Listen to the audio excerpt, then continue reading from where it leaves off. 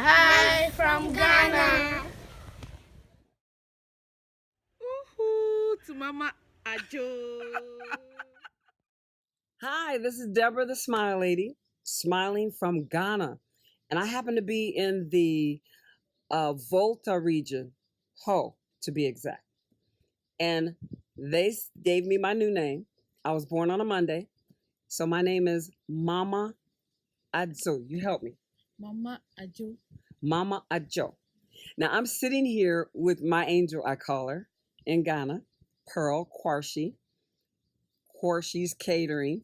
They're hosting me here in Ghana and make my trip absolutely perfect. So, what you're going to hear today is not just hearsay from Ghana or Mama Azo's tips. You're going to hear it from a Ghanaian and an African American and blending the cultures and how I had to adjust. So, I'm giving you my personal experience with Ghana and my personal experience in traveling and how my angel, Pearl Quarshie, helped me adjust. Trust me, it was a big adjustment. So, hi. Hi, Mama Ajo. Yeah, Mama Joe. I love that, Mama Joe. Now, I want you just to tell me, how long have you been in Ghana? Since birth. Birth? Yeah. You were born here? Yeah. In the Volta region? Yes. Okay, since birth. And I'm staying in a house that was built by your family, right? Yeah. Yeah? By my dad. Your dad, okay. And he's what, retired military after what, 22 years? Yeah. So, so in the military, he raised you here in Ghana. I was impressed on how you treat your elders. How do they treat their elders here in Ghana or Africa? We treat them because they are elders. We want their blessings. That's why we treat them best. Yes. So treat us best. Yeah. Hear that, people? They treat us best. Now, do you have nursing homes where you take and put your seniors in nursing homes and they take care of them like a hospital? No, we don't have nursing homes. We take care of them in a house, in our house. So it's the family that embrace the elders. Yes, we take care of them in the house that they stay before they get old. Okay. Yeah. Now, you told me something about, yesterday, you told me something about how they invest in their retirement by building houses. Tell me how that happens. After retirement, before, someone can choose to buy a property and build an house, and people will come and rent. By pension time, the person will have money to look after him or herself when he's on pension. Okay. So they don't have a pension system or a system, Social Security, that takes care of them. Most of them work. Now, I'm in the rural area. I didn't come here as a tourist. I came here to connect to my homeland. I did my DNA. Most of my 75% African is in Ghana. So I didn't come, like it was a Disney tour. I came for family, and God really blessed me with a perfect host family. I would recommend that myself. I would recommend you come to Ghana, not as a tourist, but come to get the feel of your country and find out if you know what region you're from. Visit that and immerse yourself in the culture. Don't bring America here and expect to live like an American. I recommend you come and live like a Ghanaian. Yeah. Don't pass through Ghana, let Ghana pass through you. Yeah. And that's Sylvester. He said that. He gave me that quote. Let it pass through you. So I told her immediately. She was trying to cook for me like an American. I said, no. I want to eat Ghanaian. So I'm going to get back to you, Pearl. You cook so well, but I want you to tell me what you love doing so much you would do it even if you didn't get paid. I like to dance and I like to educate. Yes. Because that makes me smile. Yeah. Now, where did the cooking come from? How did you learn? I mean, I stayed at the Accra Airport Hotel. for 2 days. Yeah. I ate their food. Amazing food, I thought, until I met you. Yeah. You cook better than the hotel. So who taught you how to cook like this? It's my mom. Your mom. You're the Yeah. only girl, right? Yes. How many brothers? 3 brothers. Okay. And you're the oldest? Yeah. So you were under her for 5 years by yourself, but you were under her For 20 years. Yes. Okay. Yeah. Learning how to cook. Yeah. Oh, wait till I show you the pictures. It's going to roll on this video of all the meals that they taught me. And so far, now I have about 12 days to go. I'm spending 30 days here in Ghana, May 1st to May 30th. 2018, depending on when you're looking at this video. So today is my 18th day. My granddaughter Azana's birthday, the day before Malcolm X's birthday, May 19th. But this is my 18th day in May. And so far, this 18th day of May, I love fufu and light soup and banku. It's Ademedechi. Yes. Oh my gosh. And they speak Ewe, and in her church, Ewe and Twi, right? Yeah. Okay. So your children from birth, I know you have 2 children. Your children's names are? Laurentia and Jerry. Laurencia and Jerry. Yeah. Now, from birth, did you start teaching them English? Or because I know Ghana is an English-speaking country. So. No. I teach them our dialect first. First. If they go to school, they learn the English in the school. So they start school at what age? 2 years and then 1.5. A 1.5 and 2 years? Yeah. Wow. Really? So where? Like a preschool that they go and then they start learning English then? Yes. It's like a daycare.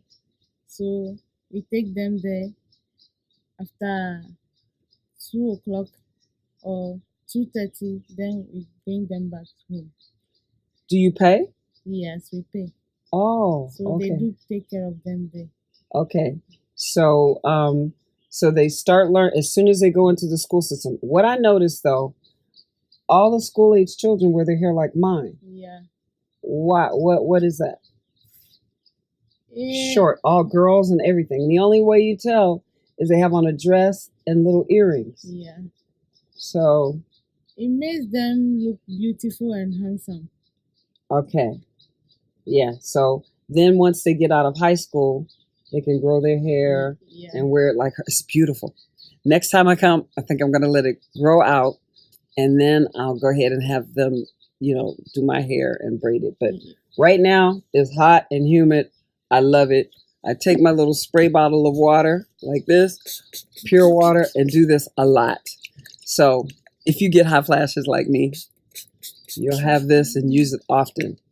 But so now we're going to get into woohoo! What you've been woohoo!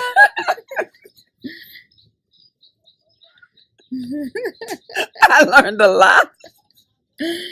I learned a lot coming here. Okay. Give you the backstory. Here's the tips that you probably won't see on any YouTube video. From a 65-year-old taking her first backpack trip, coming to Ghana, thinking everything was going to be like, woohoo, real easy. But I learned quickly, you have to do your homework. All right, we're here in her backyard, here in Ghana, raw, rural country, not an Accra, not any tourist bus, nothing like that. This is raw, straight, like you're an exchange student, and I just was quickly immersed in the Ghanaian culture. Now, I'm going to give a tip, and then you'll probably give a tip, okay? First tip, find out the money exchange, okay? The money exchange. That's not the most important tip, but if you plan on surviving here, whether it's, I wouldn't say stay less than at least 20 days, 15 days, because it takes you a minute to adjust to the time zone. For California, it's 7 hours behind Ghana. For New York, it's less. So you have to adjust. 30 days is a comfortable, if you can afford it, 30 days is a comfortable amount of time to be immersed in the Ghanaian culture because it takes about a week and a half for your system to adjust. So that's why I put it as the first tip. Get your money straight on how much you're going to need for 30 days or maybe 32 days. You got to do your travel back and forth. Okay, that's my first tip. What's your tip? My first tip is adjust your system to Ghanaian food. Okay. She talking about me.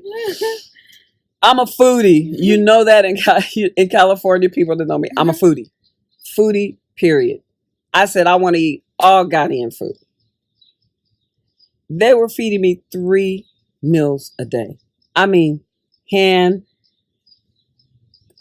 homemade, beating it with the stick, fixing it, picking it out the bush, buying it from the market, fresh food. 3 meals a day. Time to eat. Time to eat. Time to eat. And I'm like, now the time difference also is different too. So I was eating at a way different time, eating all of this good food. Now the food was good. And I would eat everything on my plate so they wouldn't feel bad. I was like, everything on my plate. But guess what? My system was not saying yes. Went crazy. So I recommend take it slow. 1 meal a day at first. 1 meal a day for the first couple days. Plenty of water. Then give you a chance. Maybe add something maybe every 2 days. 1 meal a day for 3 days. And then try 2 meals a day. Then if you can handle it, 3 meals a day. I will not go 3 meals a day. No. Never.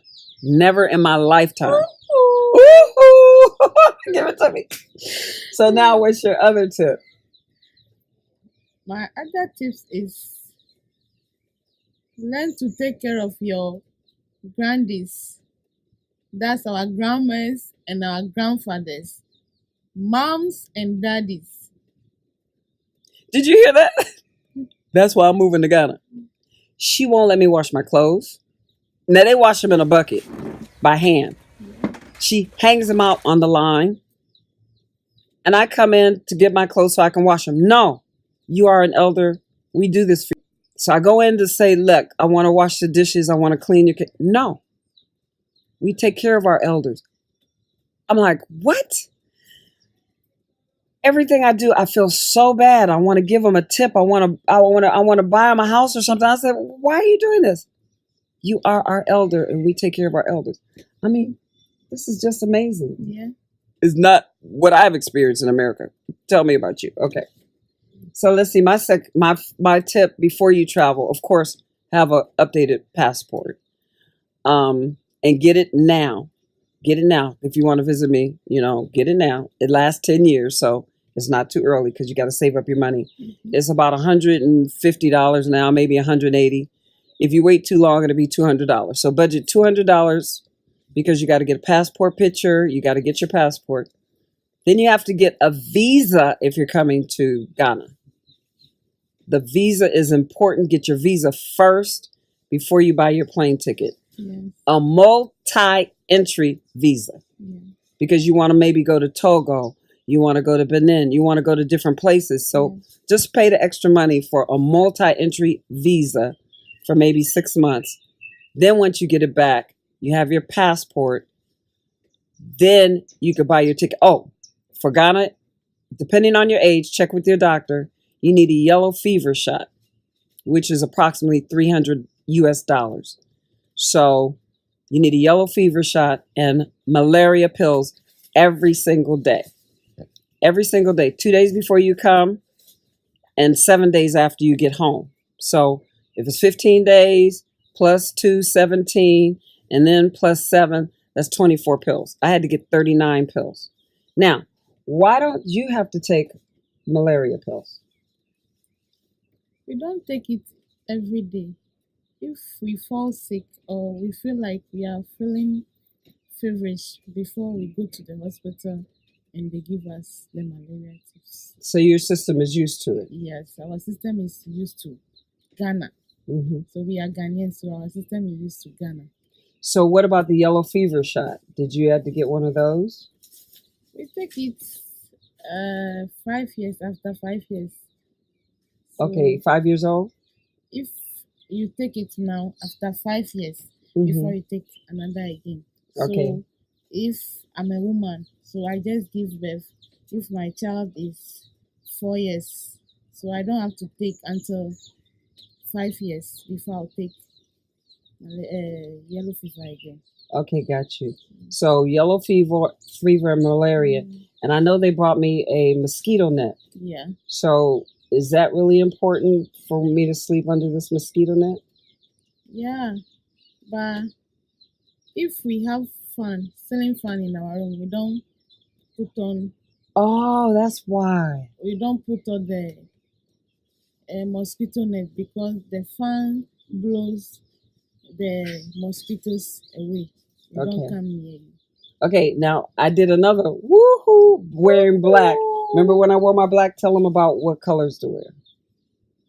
Because you said black attracts mosquitoes. Okay. You don't wear black in the evening. You wear colored clothes, white, red, any color, but not black. You don't wear black in the evening. Black attracts mosquitoes, so we don't wear black in the evening. Mm-hmm, mm-hmm. So what about when you have black hair? It attracts. Yes. So that's why you wear a lot of the head wraps. Yes. Okay. So another thing too, one of mine is going to church. They happen to be Pentecostal, right? Yeah. And in the church, of course, is Twee, Airway, and for me, they get an interpreter for English. So they go to church like we go to prom. I mean, they dress up, really dress up. And then they dance like in Soul Train. They have a time where everybody praises and dances, and the men. So what is the significance of the men and the women sitting separately? I noticed they don't sit together. And then I went someplace else, and the men were sitting on one side, and the women were sitting on the other side. We used to see our calculation how many people come to church today. So if men were sitting different and the women are also sitting different, you count them, you count the men and you count the women. Then you can see the average of men and the average of women that come to church every Sunday. So even if they're married or whatever, the men will sit on one there, and then the women. Yes. Okay, I noticed that. And another. The men don't like going to church so much, so a few. Yeah, a few. Yeah. Well, there's a lot compared to our church. There's when I went to your church, that whole section is filled with men. But yeah, it's one section. Well, that's true. One section is filled with men, and two sections is filled with women. Yeah. Yeah, but it's still more than I'm used to seeing as far as in our church, as far as men's participation. Let me give you another tip. Me wipes, because guess what? Their restrooms are in the street. No sink out there. Just in the middle of the street. You walk down the street and there's a hole, and you just use the bathroom out in public. Bring your sanitizing things with you because they're not there in public. Yeah. And dress accordingly. Women wear dresses because it's hard to go to those places and you have on pants. You may see Ghanaian women, a few of them wear pants because they're used to it. But if you're an American, wear skirts. Wear skirts. Bring your wipes. What other tip do you have? Oh, greetings. Yes. I don't know how to greet people. Okay. Greetings. In the morning, we greet Ndi. Ndi? Ndi Nami. When they are many, we say indinami. When single, we say indinao. Indina. Yeah. In the afternoon, ndonao. That means good afternoon. In the evening, fiai. Good evening. Okay. Then when I get up in the morning, I say daybreak, right? Or I say, when I greet you in the morning, welcome. No. Daybreak. And then You, I say daybreak Africa. you say daybreak, and then we say daybreak Africa. Okay. Yeah. Okay. Another thing too is they said something that I wasn't accustomed to, and that is you're welcome. When you walk in the room, they say you're welcome. I'm saying I ain't give you anything, or whatever. And I just got it yesterday, believe it or not. There, you're welcome means you're welcome into Africa. You're welcome into our home. You're welcome. You are welcome. And then the response is, thank you. So you walk into somebody's house, you're welcome. You always wanted to be, and this life is worth living in the way that you want to live. You gotta just believe. Never give in to your fears when they keep telling you can't do what you were born to do. Never give up on your strength that you have in your heart, body, soul, and mind. And this life is worth living in the way that you want to live. You gotta just believe. And everything you do, bring out the best inside of you. And never, never, never quit. Ooh, yeah, oh, yeah. Well, nah. Oh,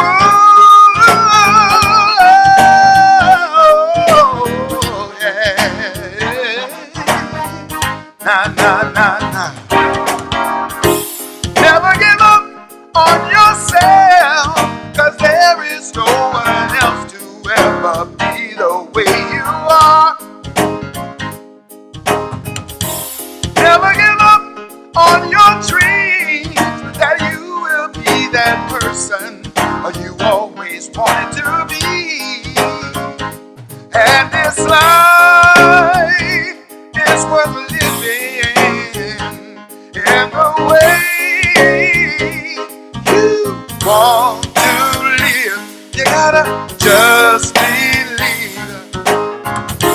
Never give in to your fears when they keep telling you can't do what you were born to do. No. Never give up on your strength that you have in your heart, body, soul, and mind. And this life is worth living, yes it is, in the way you want to live. You gotta just believe. And everything you do, bring out the best inside of you. And never quit.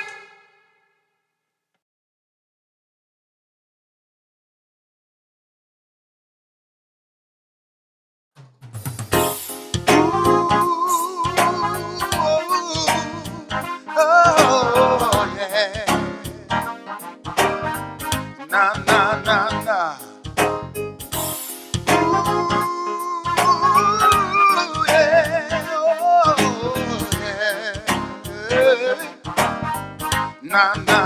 Nah.